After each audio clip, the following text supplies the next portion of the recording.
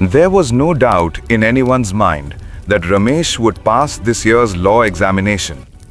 The goddess Saraswati of the university had always been scattering her golden lotus petals upon him. He had already received medals, and no scholarship had ever slipped away from his grasp. Having completed his examinations, he was supposed to return home now. But still he showed no eagerness to pack his trunk. His father had written asking him to come home soon. Ramesh had replied that he would go home only after the results were published. Annada Babu's son Jogendra was Ramesh's classmate. He lived next door. Annada Babu was a Brahmo. His daughter Hemnalini had just taken her FA, First Arts, examination. Ramesh used to visit Annada Babu's house often, both to drink tea and at times without that excuse. After her bath, Hemnalini would walk about the terrace drying her hair and memorizing her lessons.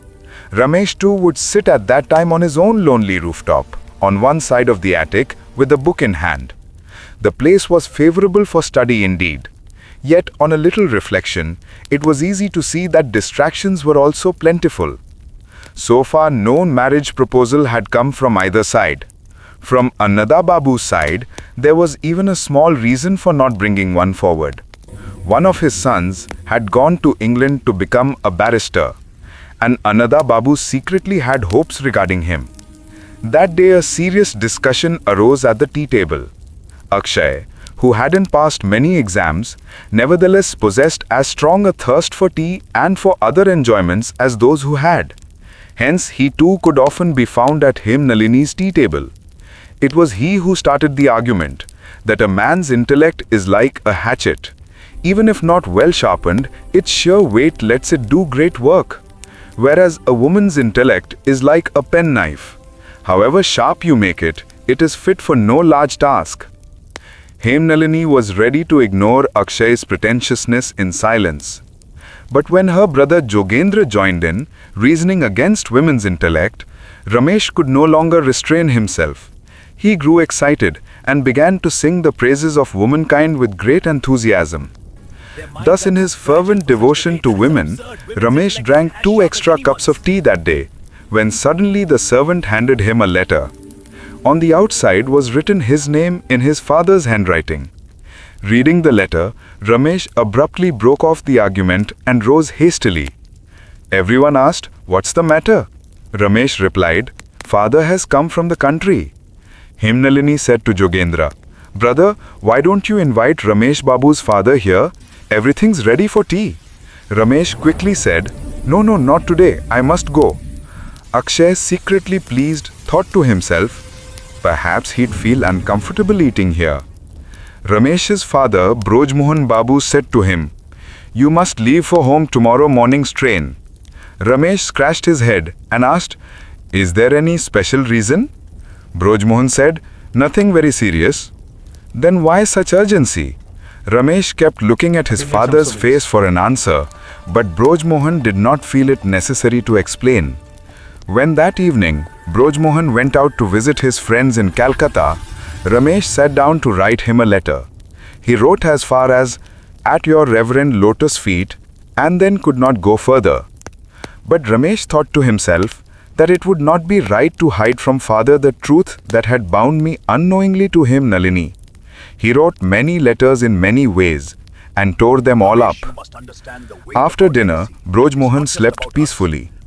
Ramesh climbed the roof, looked towards the neighbor's house and began pacing restlessly like a creature of night.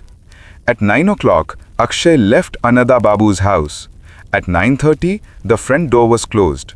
At 10 o'clock, the light in Annada Babu's sitting room went out.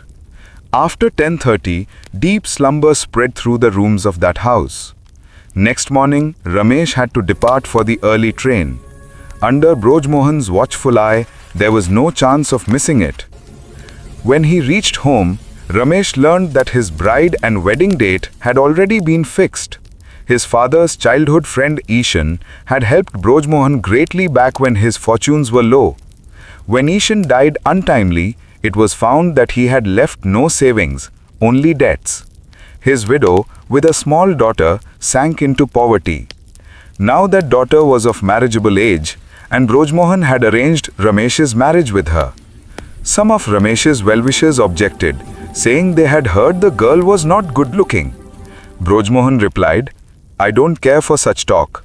Human beings aren't flowers or butterflies that appearance should be the first concern. If the girl is as virtuous as her mother was, Ramesh should count that as his fortune." Hearing this news of his wedding, Ramesh's face dried up. He wandered about aimlessly brooding. He thought of many ways to escape, but none seemed possible. At last, overcoming much hesitation, he went to his father and said, "This marriage is impossible for me. I am already bound elsewhere by promise." Brojmohan: "What? Everything already settled? The betrothal done?" Ramesh: "No, not exactly betrothal, but..." Brojmohan: "Have the talks with the girl's family been completed?" Ramesh: "No, not what one would call formal talks." Brojmohan: "Then not yet. If you've been silent so long, you can remain silent a few days more." Ramesh, after a moment's pause, said quietly, "To take any other woman as my wife would be wrong." Brojmohan replied, "Refusing may be an even greater wrong." Ramesh could say no more. He thought, by chance the whole matter may somehow collapse on its own. The wedding day was fixed a year ahead. He thought if only that day passed, he would gain another year's reprieve. The bride's home lay along a river route. Not very near, crossing 2 or 3 rivers would take 3 or 4 days. Brojmohan, allowing enough time for fate to intervene, began the journey a week before the auspicious day. The wind remained favorable throughout. They reached Simulghata in less than 3 days. 4 days yet remained before the wedding. Brojmohan had planned to arrive several days early anyway. His wife's brother-in-law lived in Simulghata in poor condition. For long, Brojmohan had wished to move him to their own village and keep him comfortable to repay his friend's debt of gratitude.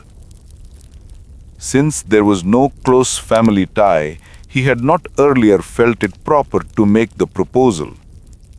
Now, on the occasion of the wedding, he persuaded his brother-in-law to move. That man had only one daughter.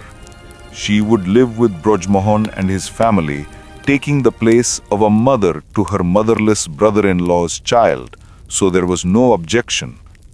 He said, "Let people say what they will. Where my daughter and son-in-law live, there is my place too."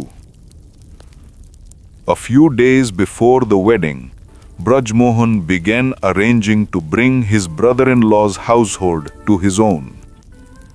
It was his plan that after the wedding, all would travel together. For this, he had brought several female relatives along from home. At the ceremony, Ramesh did not chant the mantras properly. During the ritual of the bridegroom's first glance, he kept his eyes shut. He endured the laughter of the women in silence, face lowered, and at night, on the bridal bed, he turned away and in the morning rose early and went outside. When the marriage was over, the women went in one boat, the elders in another, and the groom and his companions in a third. In yet another boat went the musicians, striking up tunes as they pleased. All day the heat was unbearable.